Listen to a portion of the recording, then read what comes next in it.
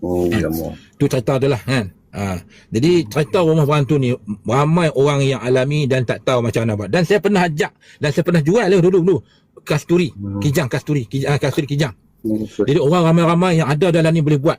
Tak payah duk pening-pening kepala. Esok pergi beli kijang kasturi.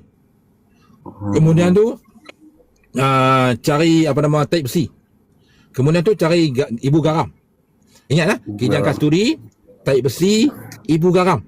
Ya. Lepas tu cari kulit pelepah kan, pelepah pinang tu. Kita koyak selaput dalam tu, je ada selaput betul tak? Yeah. Kan? Ambil selaput tu, balut tape besi, garam kasak kan. Upi pinang, lepas tu kalau boleh kepak daun patah tu, buh dalam tu, balut ikat dengan tali. Buat 4 biji. Maksudnya untuk 4 juru. Kan? Baik.